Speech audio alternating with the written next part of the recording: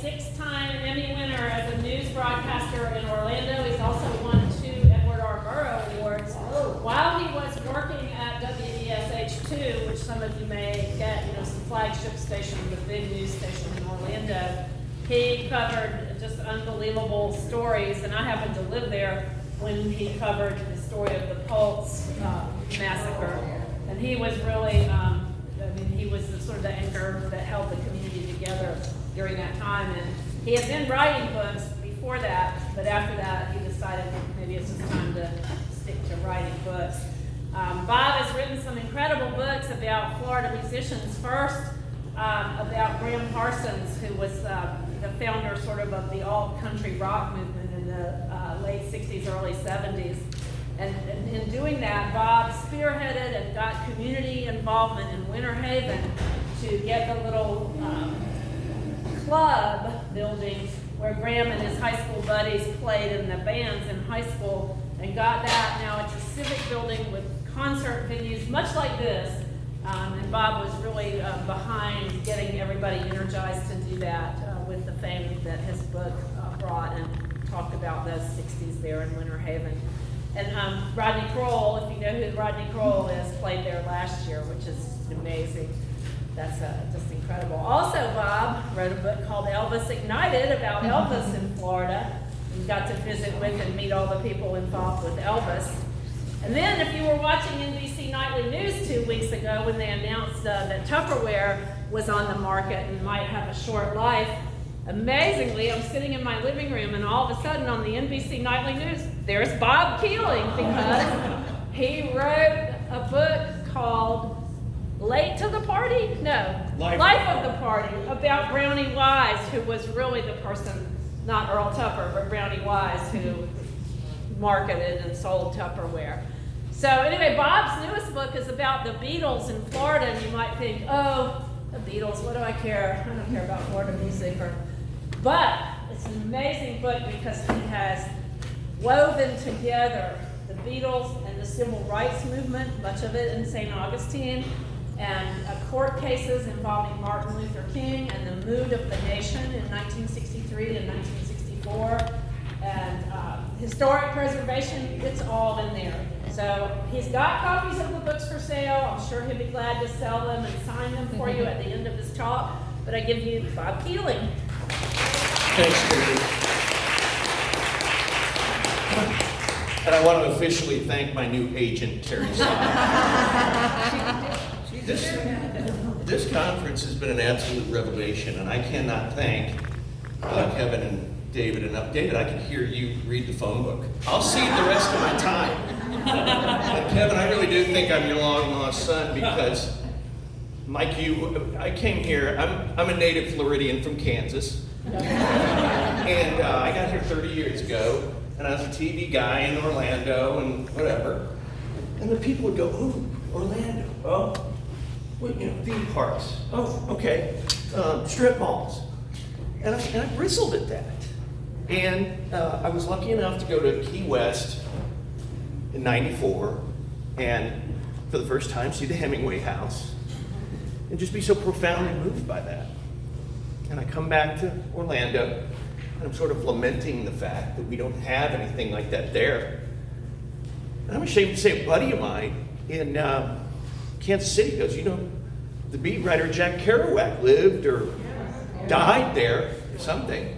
No, he died to save me. Yes, he did. Yes, he did. And you're leading me to a very good point, but keep throwing it out there.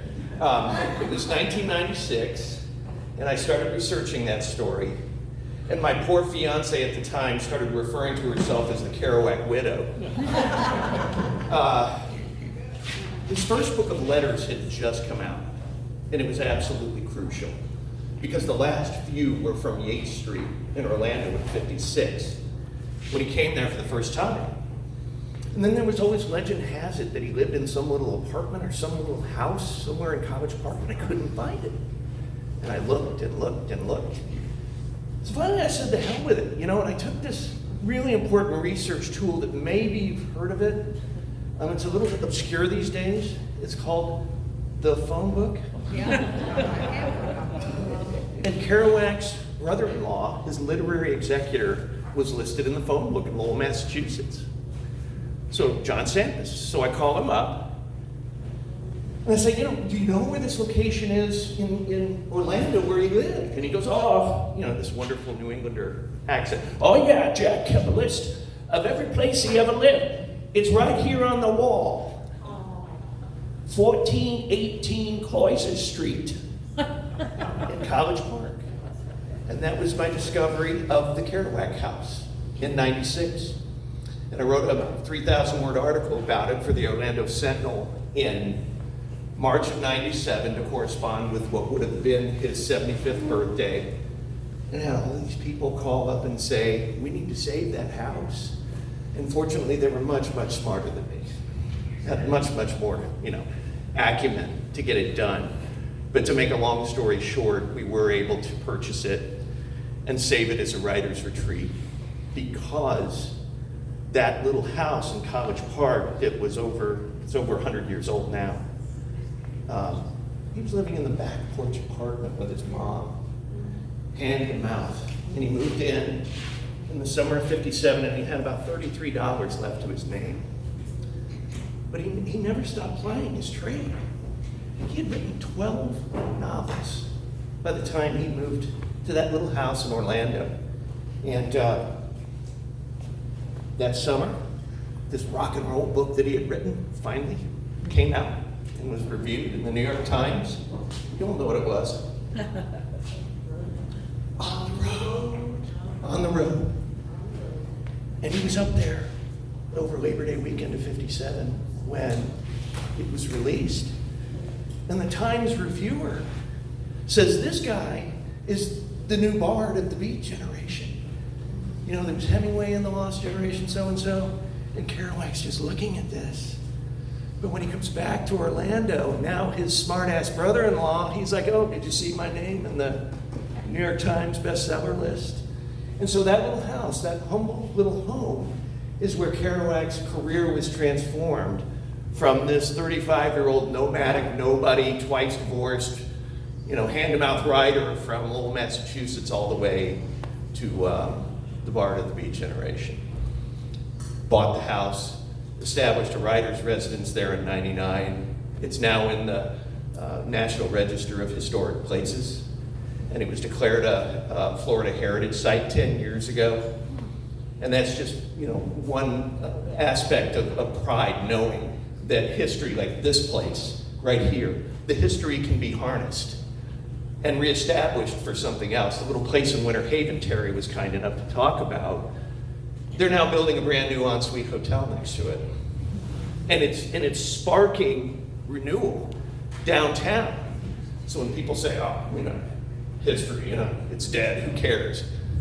We would all beg to differ, would we not? So I wanted to let you know that after Gary's delightful speech last evening, I did my homework, okay? In the interest of full disclosure, I did not behead a gopher. I did try. And the kind people in that beachfront hotel lobby, the staff, they were pretty nice at first. And then they kind of turned on me. And I'm like, wait a minute. I'm not just making a mess here. I know it's the lobby. But, this is from the Cross Creek Cookery. Folks, this is culture. Anyway, what I wanted to say was that Gary talked about having a Marjorie quote.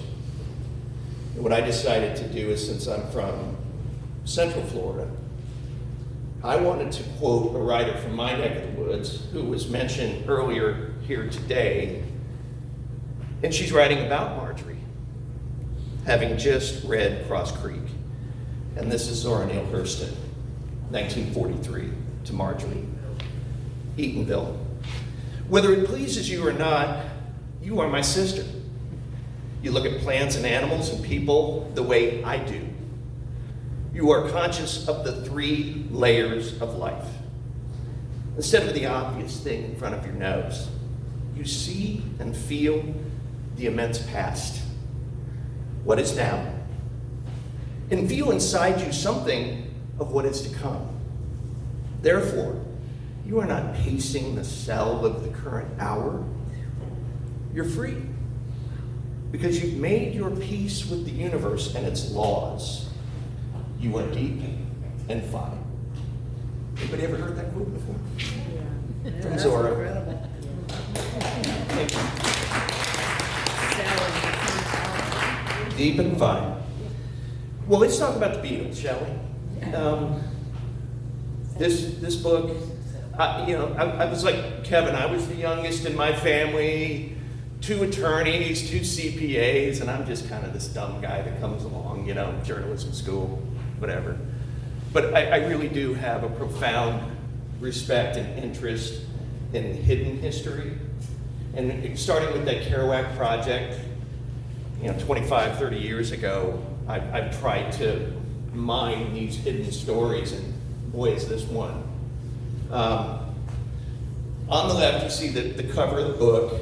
That's the Beatles, the very first time they came to Florida in February of '64. And look at him, look at George. I don't know if you can see his face very well. He's got the little camera around his neck, and he's 20 years old. It's just amazing how profoundly young these guys are. And the more I got into it, the more I realized how much story was here, because they spent more time in the United States, in North America, here in Florida, than anywhere else. And we'll get into why as we move along. That picture there is Paul McCartney less than a year ago at Camping World Stadium. I staked it out. He's 80. He played 2 hours and 45 minutes. He did a 30-minute sound check in the 85, 90 degree heat. It was just amazing. But we'll circle back to Paul, because I use that to wrap up the book, to talk about the fact that this isn't just nostalgia. This is an ongoing story for us 60 years later. I also wanted to talk about sources. That distinguished fellow there, wearing the gloves, is, I'm in the Hard Rock collection. And I was able to get access to rare letters, even artwork, photographs that document the Beatles' stay here in Florida. And that letter I'm holding is a 4-page letter from Paul to their bodyguard. And it even has the, Paul's scrawl, the address there in North Miami Beach where he lived. One of the other artifacts that was just amazing. Okay, so this business card on the right, that was their limo driver who picked them up at the airport in Miami in '64 when they first got there. So this, I would argue, is the first Beatle autograph in Florida ever signed. And I know that because he included a picture of the limo driver's tag that said Beatles, Beetles. And, let's take him to the Deauville Hotel. The backstory is this poor guy. He shared it to me because there was a story with it. He said, I sent it off to be praised, knowing the provenance of it. He never got it back. Oh, no. Let's have a little trivia, shall we? What was the big song that broke the Beatles in Florida? I want to hold your hand. Well, there were 2, I always thought. I was never sure. Was it She Loves You? Yeah, she loves you. Hold your hand. Or was it I Want to Hold Your Hand? How many think it was She Loves You? Okay. How many of you think it was I Want to Hold Your Hand? Okay, well, you're all kind of right. Because the first single released by the Beatles in Florida, in the United States, in '63 was She Loves You. But it was on the tiny Swan label, and it bombed. And they even played it on Dick Clark. And they showed a picture of the Beatles, and the girls are like ridiculous. And they kind of chuckle. And they never appeared on American Bandstand. It was 1963 when I Want to Hold Your Hand came out on Capitol, with the proper backing, with the proper PR. And that's what blew it big for the Beatles in America. That's right. On Ed Sullivan, sure. Yeah. And the first time they were on Sullivan was February 7th of 64. Then they come down to Miami Beach, to be on the second time. And I would just argue that it doesn't get much attention because it was the second time, but it should. These are some of the building blocks of this book, some of the sources I just wanted to let you know about. The first part of the book is about the innocence of the Beatles coming to America. And I would argue falling in love with America here in Florida because they weren't prisoners. They were able to get out of their hotel. They were able to date some of the local, beautiful, shapely ladies they saw for the first time seeing palm trees and on the beaches. And this guy, John Trusty, met the Beatles in Key West, had a great story. But as I was interviewing him, we were just making small talk, and then this moment of synchronicity comes up. He's in suburban Chicago. I'm interviewing him by the phone in Orlando. And he goes, "Hey, Bob, where are you from?" And I said, "This little bedroom community north of Orlando called Longwood." He goes, "Oh, Longwood. Oh, my sister lives there." I went, "Oh, what a coincidence, John." And then he says, "Have you ever heard of Needles Trail by any chance?" I said, "Yeah, John, I live on Needles Court." Turns out his sister's grandson used to cut my grass. Small world, but you take that as sort of a sign from above that maybe you're on the right track. And what I wanted to do, with your kind permission, is during the course of that interview with John, he just happened to mention his reaction to hearing, "I want to hold your hand for the first time." And interviewing all of the folks who, like for instance, the Life magazine folks, they had just been through the JFK assassination. And one of them, Gail Cameron, who set up the whole Beatles Life magazine picture in the pool, the iconic image, she had gotten to know JFK and Jackie very well. And she was there hanging out with Jackie as the 1960 election returns are coming in at the home in Hyannis, and there's no media there.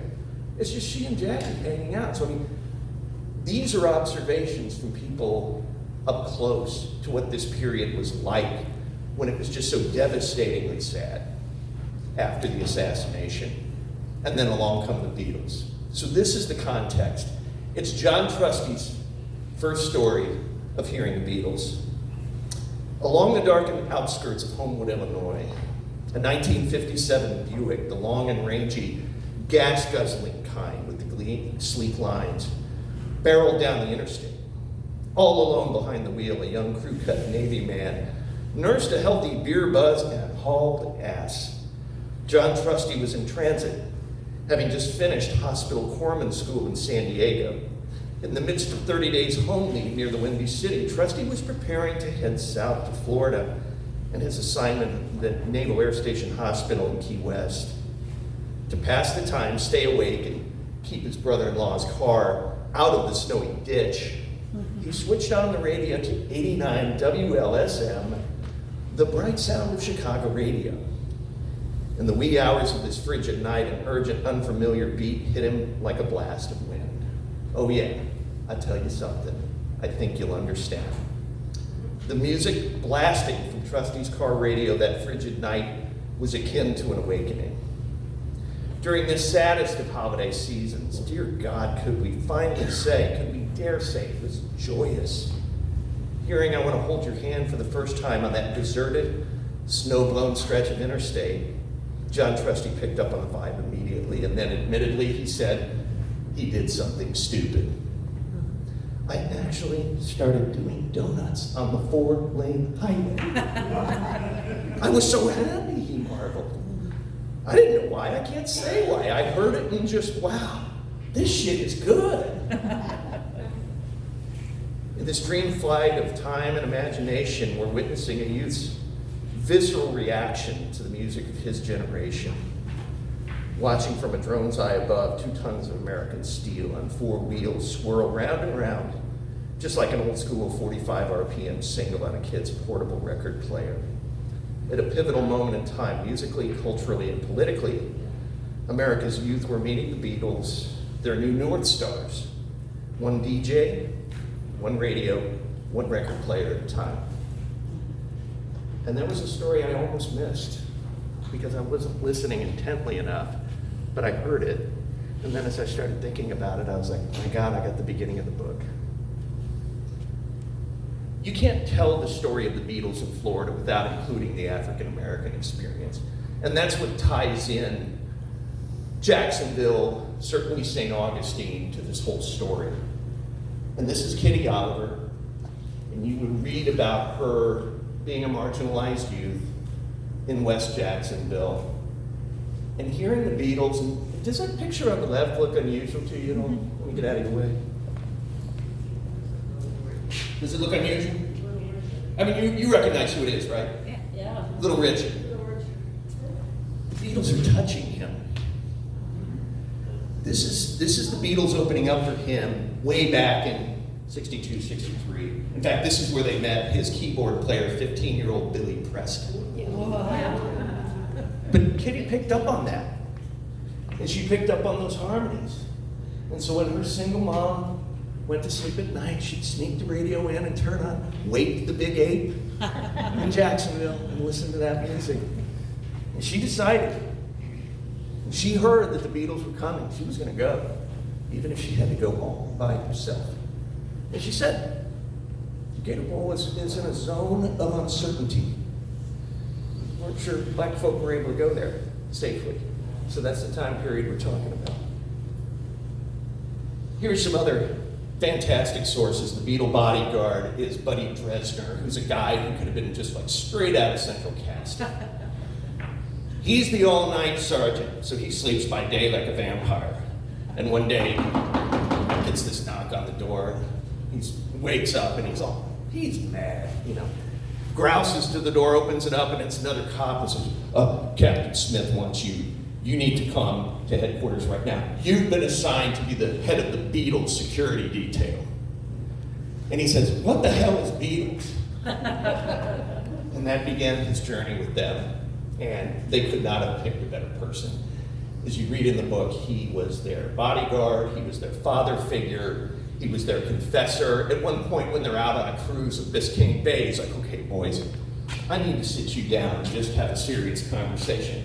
Now listen, this thing is not gonna last. Okay, you need to get yourself a good lawyer and put that money away. And they're like, sure, bud, okay. That sounds like good advice, okay?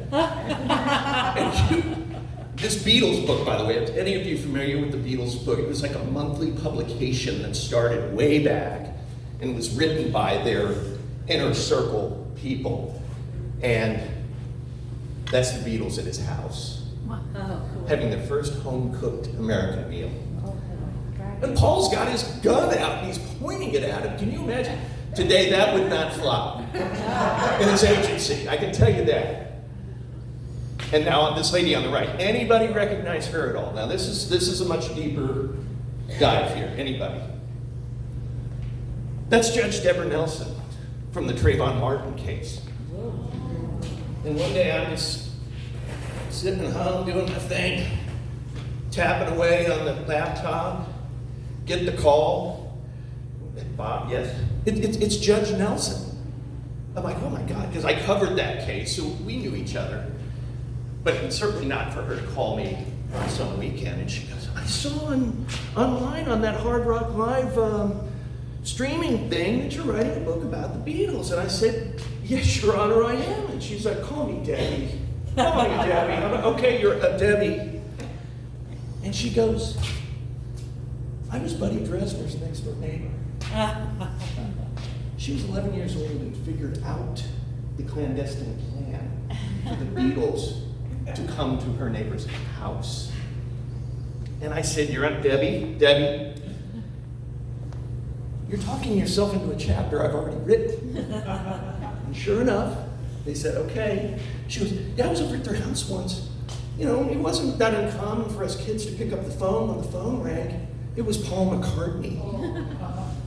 She figured it out, and they told her, okay, if you tell the other kids on this block, or the other neighbors, that this is going to happen, or the limo's just going to drive right on by, and they're not going to stop. she had to sit there and agonize, looking out the window as the Beatles arrive at Buddy's house, go inside. And then finally, when she couldn't stand it anymore, she and her dad go over there, knock on the door, and she got to eat dessert with the Beatles. And that's the picture they signed for her, that she has after all these years. This is a point of real pride too. Of course, you all recognize the Life magazine photo. That lady right there is Gail Cameron. She's the one who was assigned to cover them when they arrived at JFK for Life magazine. And she talked about the melee at the airport, where it was so crazy, a cop literally just picks her up and throws her in a limousine. And, you know, she's on top of this guy she's never met, some guy named Ringo. And she's like, I've lost my shoes. They picked me up and they threw me right out of my shoes. And Ringo's response, we'll get the shoes, love. That was her introduction to the Beatles. And to the magazine's credit, they realized what a big deal this was. This wasn't just some boy band coming. And you gotta remember, before '64, nobody was taken seriously in rock and roll, let alone British acts. And Cliff Richard came over before the Beatles, sunk like a stone, totally ignored. So this was a big deal. And they said, hey Gail, why don't you get on a plane and go down to Miami and let's get a cover shot of the Beatles in a swimming pool, shall we? And she's like, oh my God. Oh, and make sure they have red hair. And the rest was up to her. And she came with that photographer on the right, John Loengard, who took the great picture. And fortunately, they had two people on the ground, two staff members, who were able to find this house on Biscayne Bay, and the Pollock House, and were able to get it. And then it was just a matter of convincing the Beatles to do it. Because they thought, besides doing Sullivan, they were just going to be on holiday, right? So Gail goes up to the 12th floor of the Deauville Hotel, where the Beatles are, and she's having to plead with these guys, please do this. And finally, she goes, I was talking to John.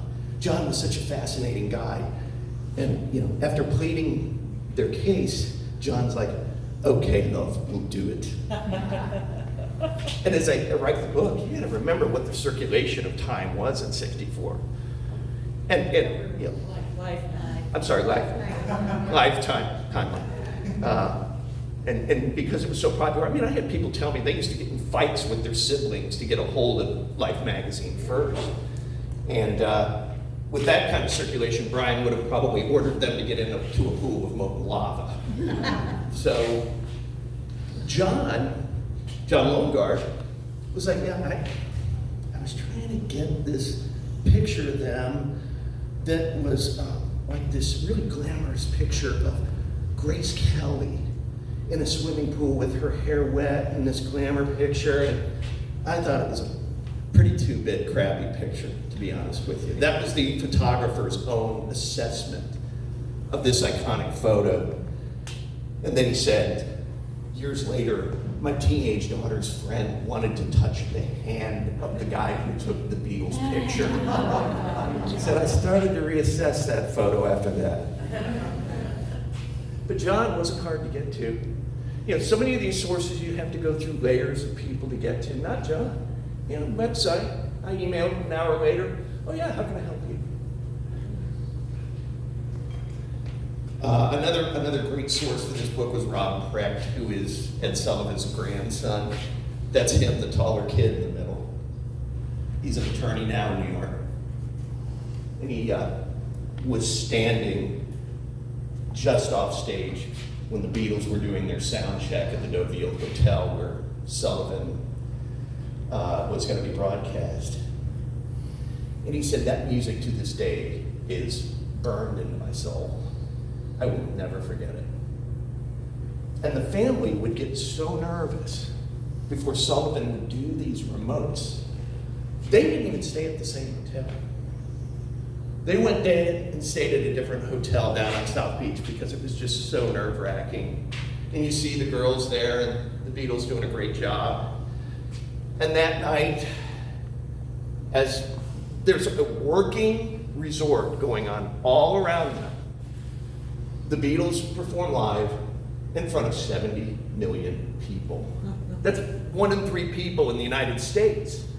I mean, and for Sullivan, it was a huge success. It was a ratings bonanza, right up there with the #1 TV show of the day, the Beverly Hillbillies. That's iconic. So, but I would argue that pulling off this live broadcast from a working beach resort where you had tons of people all over the place, you had all of this equipment taxing the generator at the hotel, you had a bomb threat, you had people all upset that they could not get inside because they finally had to, shut the doors to get on air on time. There were like 100 empty seats in there. And then after Sullivan, everybody can calm down a little bit. Buddy Dresner's gonna get home to his wife and 3 children, and it's all gonna be great. And the Beatles PR guy comes up to Buddy and says, "Oh, they're not leaving." And Buddy's like, "What the hell do you mean? Of course they're leaving, the show's over." "No, they're gonna stay the next week." And Buddy was like, what am I gonna do? So Buddy was in charge of being the tour guide for the next week for the Beatles, so he's got to give them things to do, and this was one of the things. On that Tuesday, after Sullivan, the Beatles go traipsing down to the 5th Street Gym in Miami Beach. They wanted to meet Sonny Liston, but Sonny was like, "Who are those sissies? I'm not going to meet up with them." So they go down to the gym, and I was fortunate enough to interview Robert Lipsyte from the New York Times, who was with them, and he sort of gets shuttled into the Champ to B's locker room, and all the Beatles are there, and there's no Cassius Clay, and they're getting mad.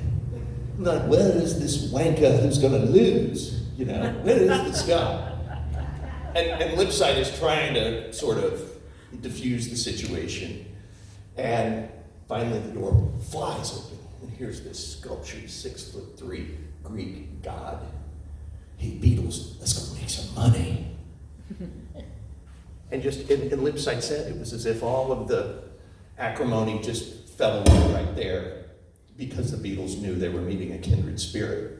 And Lipsyte, in his opinion, said that's when the 60s started, at this very convergence of these icons. And you see who's right there next to Ali at the home where he was living in Miami when he won the championship. See the guy on the right? Malcolm X. Yeah, he was actively recruiting Ali for the Nation of Islam. And it wasn't long after that he changed his name, and so on and so forth. So the book goes from the innocence of the Beatles falling in love with America to their influence. And of course, their biggest influence is on little Tommy Petty, who was 13 years old when he's living in Gainesville. And he said, when I saw the Beatles on Sullivan, it was as if everything went from black and white to color. And I had to have a guitar. And that led to a lot of conflict with his insurance salesman, no-nonsense dad, Earl Petty. And one of the important sources in this book was his garage band buddy, the tall guy, Tom Ledden. And when they finally started writing, they would always compete to try to be the best garage band to produce the Beatles singles. And Tom said, in that sense, George Harrison was our guitar guru from afar. We would figure out what guitar he was playing, and we would break the songs down so we could play the best cover versions. And then when these guys from Mudcrutch in the late 60s saw the Allman Brothers Band at a Battle of the Band in Gainesville, they were like, oh God, okay, we better step up our game. That's when they started writing original songs. See that one band that opened up for them in Gainesville? Concert was $1. That's a pretty good deal. Leonard Skinner. Tom just passed away, and I just want to pay tribute to what a marvelous, marvelous man, musician, person he was. And we were, I'd already written the manuscript, and during the course of an exchange of emails, he said, "Oh yeah, I remember that one fight between Tom and his dad, where his dad chased him out of the house at gunpoint, and he showed up on my doorstep." And the reason I bring that up is because you look at Petty back then, 69, 70, he was struggling, just like Kerouac on the back porch, but he just had that belief. He never stopped applying that love of music. And one of the sources from the book, his neighbor said, "Yeah, I saw Tom about this time, and I went over and I asked my mom, I said, 'Do you think Tommy's on drugs?' And then she goes, 'Yeah, I got into being a housewife and all of that, and I kind of forgot all about it. I moved to Jacksonville, 1979, I'm in Sears in the record department, and I see this bright red record with Tom on the front, Damn the Torpedoes.'" And she's like, "I guess Tommy's doing pretty good." So Tom and you see the guy in the floppy hat there is kind of looking down. He's so shy, he's not even, that's Mike Campbell, who became his musical brother-in-arms for 50 years. And as we move into the last part of the book, their activism, Larry Kane is this 21-year-old Miami radio man. And the first time he was assigned to the Beatles was when they arrived in Miami. He was none too happy about it. This is a guy who wanted to cover, the civil rights and, Cubans coming ashore. I don't have time for this frivolous stuff. And he's standing on the tarmac, waiting for the Beatles plane to come and arrive. He says, "There are panes of glass coming out of the airport where kids are pushing against the glass, and it crashes at my feet." And I'm like, holy hell. And he realizes this is a big story. This is a generational story. In 1964, young 14 and 15-year-old girls were screaming their heads off and sort of acting out the way they were when the Beatles came along. So when Larry finds out that they're going to have this Jacksonville show, he writes Brian Epstein a letter and says, "I'd love to have an interview with the Beatles when they come to Jacksonville." And Brian says, "Well, we'd love to have you come on the entire North American tour with us." So Larry gets this extraordinary access to the Beatles. And he was a great source in the book. I must have talked to him for just hours on end. And his first meeting with John is before they're going to play the Cow Palace in San Francisco. And forgive my French, okay? But this is what John said to him. First time they meet to do a press interview, John says, "Why, you dress like a fag." And it's, how would you react to that as a reporter? I've often thought, what would I do? And Larry, to his credit, interviews the other guys first, gets himself together, doesn't insult him, because that could be the end of the tour if he does. And he asks him a question about the escalation in Vietnam. And John goes off and realizes, okay, this guy is someone serious. And as Larry's walking away from that interview session, he gets a tap on the shoulder, and it's John apologizing for the comment about his clothes and saying, "I look forward to more stuff, more interviews." So Larry had a really interesting take on all of these Beatles and the intellectual curiosity.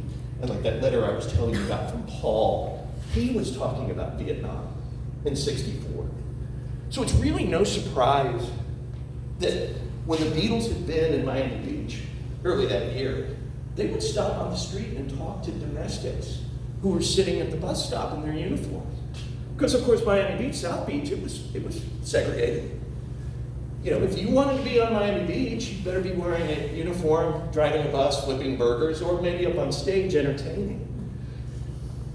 So when they finally put together this mammoth North American tour to begin in August of that year, I think it was very likely Brian Epstein who put in a one-line rider that said artists will not be required to play in front of segregated audiences. And that hadn't happened before. And that was a very risky thing to do. And he asked them in Vegas at the next tour stop, "Jacksonville, Florida, it's very likely going to be segregated. What are you going to do if that happens? And Paul's like, we won't play there. And I mean, there are radio sound bites where, happy-go-lucky Paul that everybody sort of dismisses as the, fun Beatle. He said, they don't understand why you treat colored people like animals here. That's not what we do. I would have no problem sitting next to one.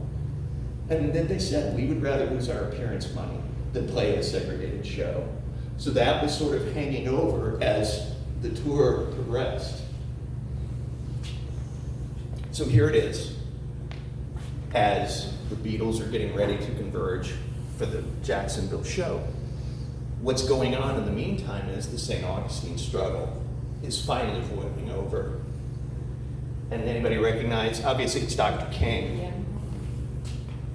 Yeah. Andrew Young in the window. And he's already been arrested at the Monson Motor Lodge. And Dan Warren, state attorney here, I don't know if you've ever read his book, If It Takes All Summer.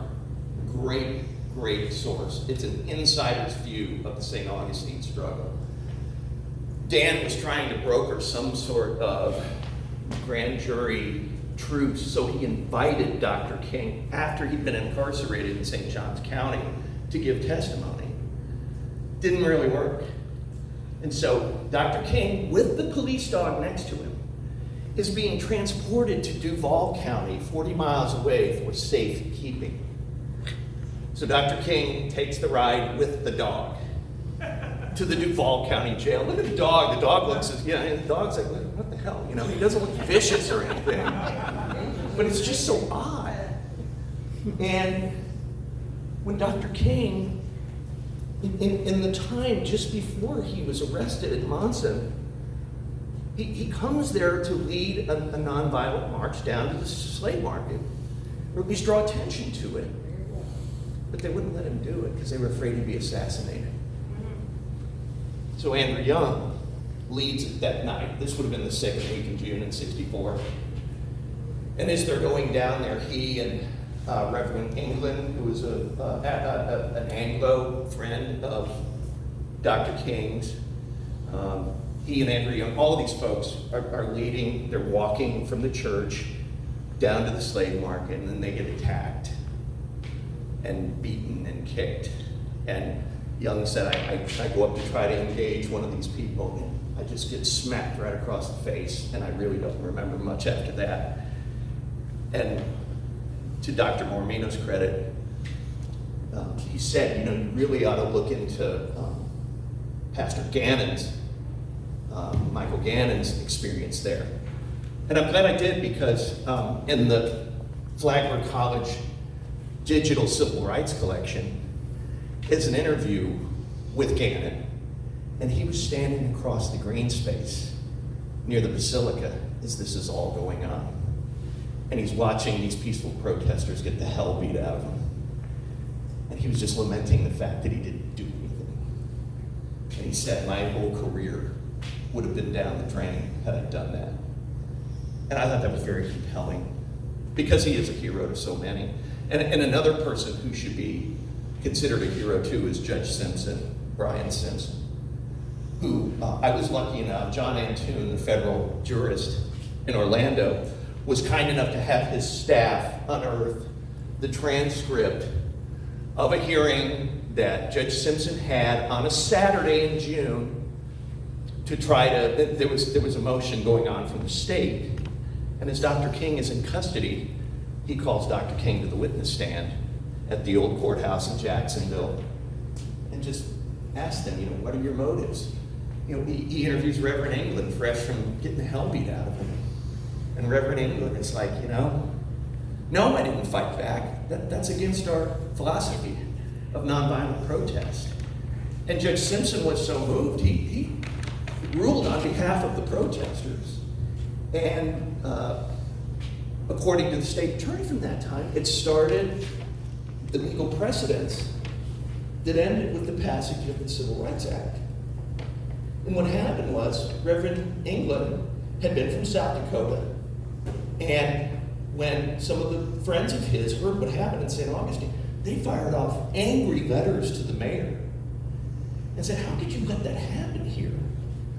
And Senator McGovern from South Dakota read that material and read reportage from all of what was going on the floor of the Senate. And that helped break the dam and lead to the passage of the Civil Rights Act. So Judge Simpson really is a hero for that, for taking a stand, Truman appointee from 1950, after which the new federal courthouse is now named in downtown Jacksonville. And in that same civil rights collection from Flagler College, there was an interview with him, which was like gold because he was just such an understated man, didn't want credit, didn't want anything. And he just said, some other judge probably would have swept this under the rug, but I just couldn't do it. You know, I couldn't let that happen. I had to follow my conscience. And looking at some of the things that happened to him as a result of those decisions, I hope, you know, a letter from, I hope you and your family just drop dead. And yeah, I started keeping a rifle at my front door and things like that. So all of this stuff was settled by the time the Beatles came back on the tour. This is what the tour looked like in '64. You had the Exciters there, the girl group from Jamaica, Queens. I was lucky enough to interview the girl with the big hair, Lillian Walker Moss, and the guy, that suave-looking guy right behind her with the wavy hair, Reggie Young, who went on to be a legendary studio musician with the Memphis Boys. And they talked about the trials and tribulations of opening for the Beatles on the tour. He played with the Bill Black combo. He said, yeah, one time the girls even chased us because we had these blazers that said BBC. But the girls thought we were with the British Broadcasting Corporation. And when they found out we were a Bill Black combo, they didn't care.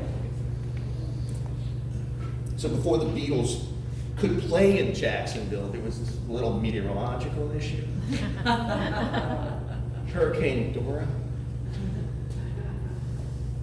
And they're like, well, we can't, you know, they had a couple of days scheduled, a couple of days off before September 11th of '64, when they were supposed to play the Gator Bowl.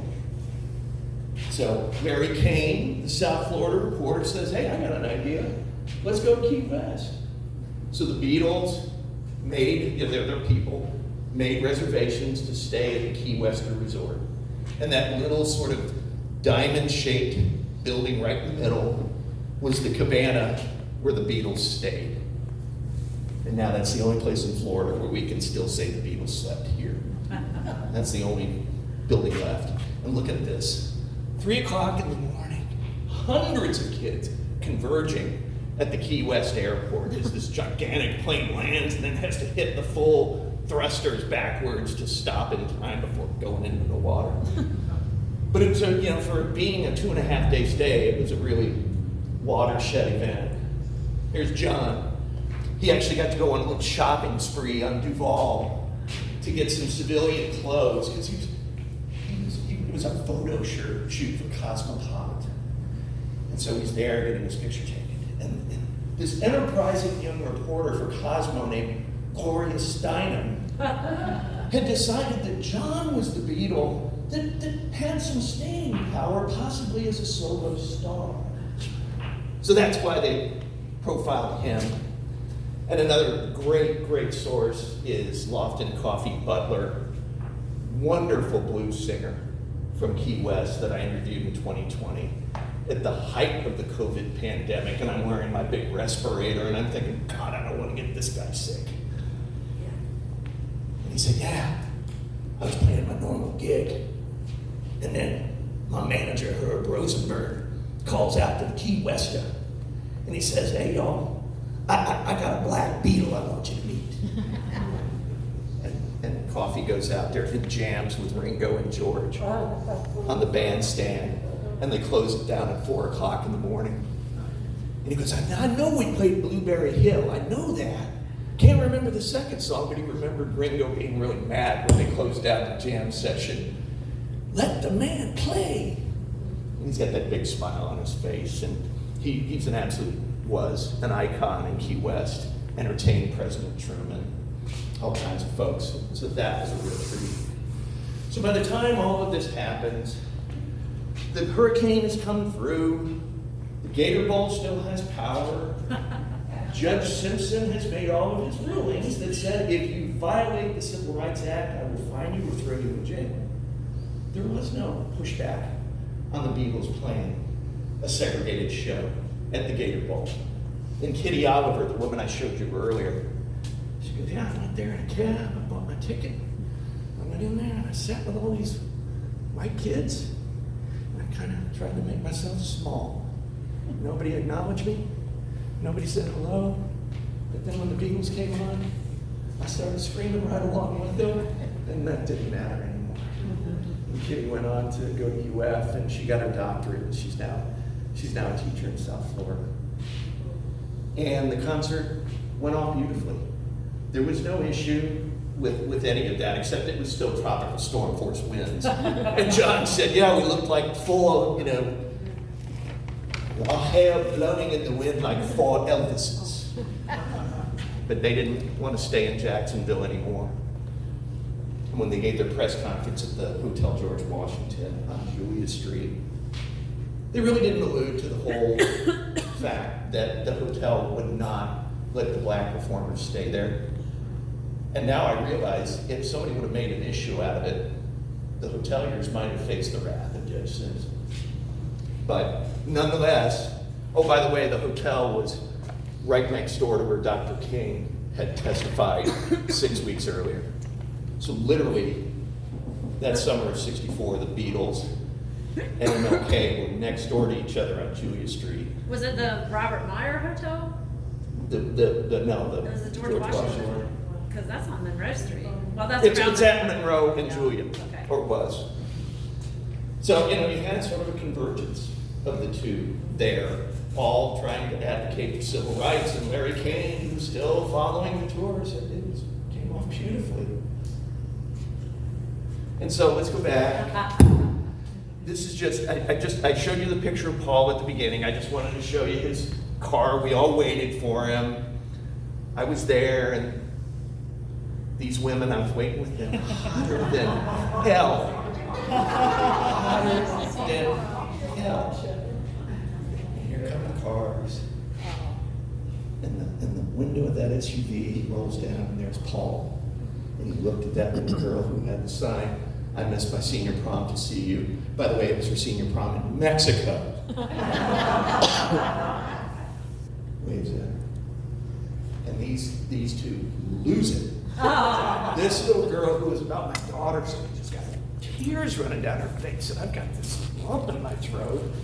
And this woman has, can you see the tattoos on her left arm? Yes. That's a sleeve of Beatle tattoos. And it was just the way to wrap up the project to say, after 60 years, Beatlemania is alive and well. And let me tell you, the story of the Beatles traveling through the pot boiler that was 1964 Florida was really pretty amazing. And I took it upon myself to text the picture of that little girl to McCartney's people. Because now you can text with Paul, apparently. They flashed it up on the big screen at the concert. And he was magnificent. He was just magnificent. And the last chapter of the book is called Markers. And it's about all of the markers that they've left in our lives. 60 years on. Next year will be the 60th anniversary of the Beatles coming to Florida. And there's so much more to it than that. But that gives you a thumbnail. And thank you all for your kind attention.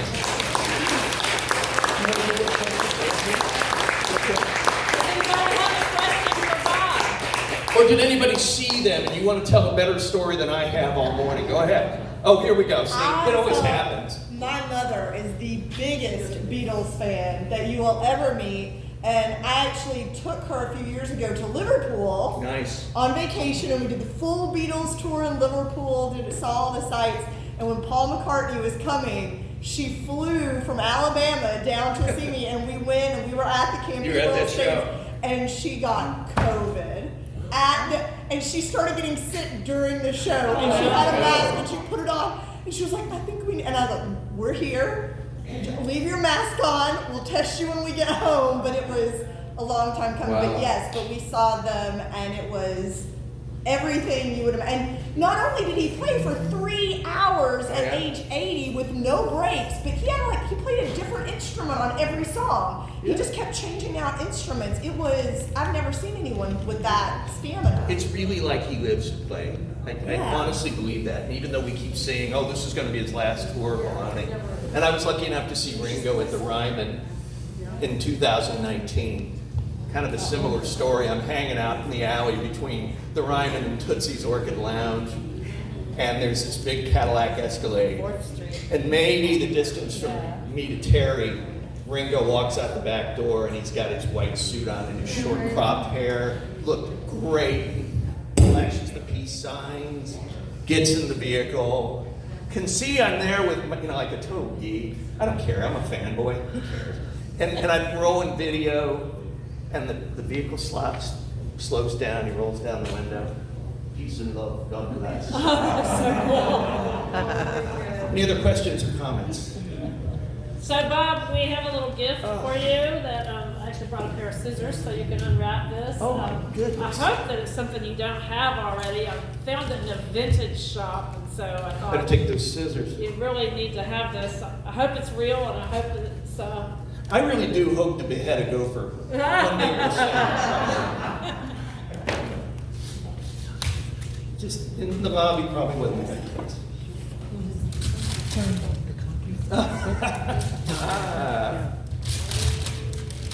Here they are, mate. Those Florida boys. That's the Deauville, right? Yeah. And I want to say one thing about the Deauville. Not such a great postscript, but we fought like hell to save that hotel. It was probably, I would say, one of the top 2 or 3 Beatle landmarks in North America. And the carpetbagger owners had let the place decline. They had a hurricane go through, then some sort of electrical fire, and might want to edit out that part if we're broadcasting this about the owners. They're liable to sue me because they're very litigious. But they succeeded in demolition via neglect.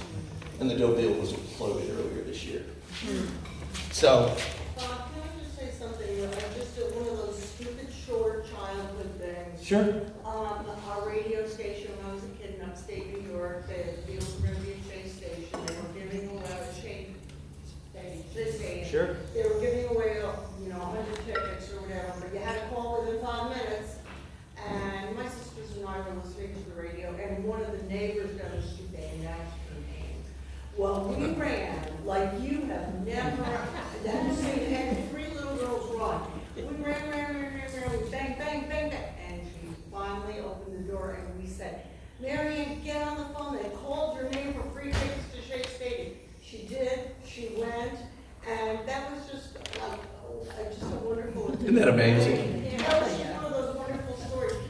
If we hadn't been listening and she missed it. And Shea Stadium. Brian had an offer to put the Beatles in Shea Stadium in '64, and he was afraid it wouldn't sell out. So he skipped it that time. But it's an amazing story, and I was the youngest of 6 kids growing up, so I inherited all of my sister's original vinyl. So when the others are listening to bubblegum music of the day, Billy Don't Be a Hero or some crapola, I'm listening to Revolver. Yeah. Very much. And it was fantastic. But my raison d'etre is to try to, now that these places are going from like pop culture to more history, we're talking about Leonard Skinner, the home where the Allman Brothers Band was founded. You lived right down that same street, Terry. I do. And now it's a recognized state Florida heritage site. And we just landmarked the dock along Peters Creek in Green Cove Springs, where Leonard Skinner would go out in the country and write all of their big hits. And they built a gated community there. And that land was threatened to be part of that community. And this one kid, I say kid, 43, comedian, apparently had invested well. He bought that parcel for $300,000 to keep it out of this gated community.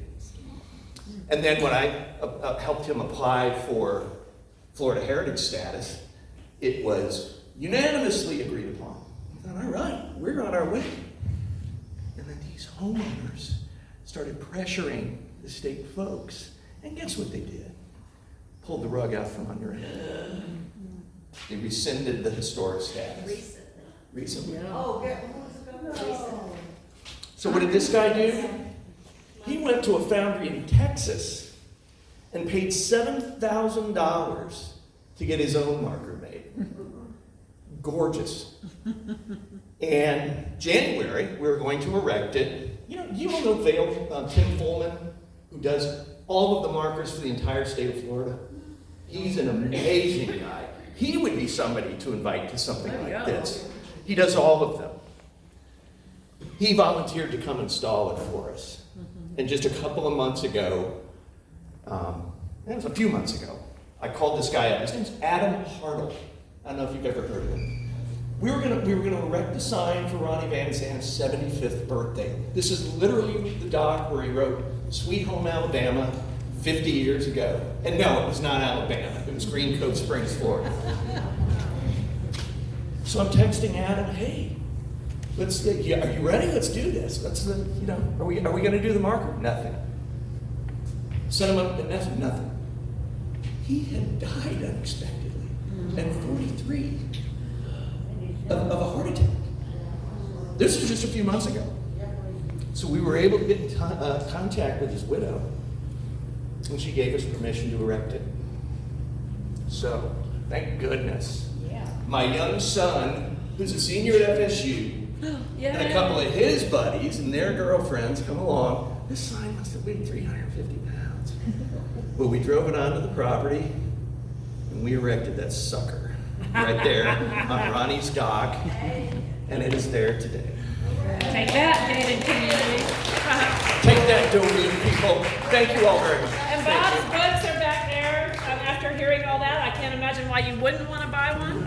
So, here's Bobby. No, he did not. No.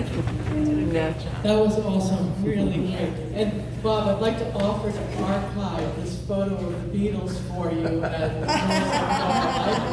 library. Maybe you'll pass and keep it. I'll get back to you on that photo. He's gonna get back. Keep it. That was great. Thank you. Well, thank you, everybody, for attending the conference. Please make sure that you provide feedback. A final shout out, check your bids on the silent auction. It looks like the team is ready to check you out. And thank you again to Elaine Bradbury and Ginger Maurer, and looks like my wife Helen Warren's been helping. She has her accountant's visor on, so she's ready to separate you from your funds. Thank you very much to that team, and I hope you had a great conference, and see you next year.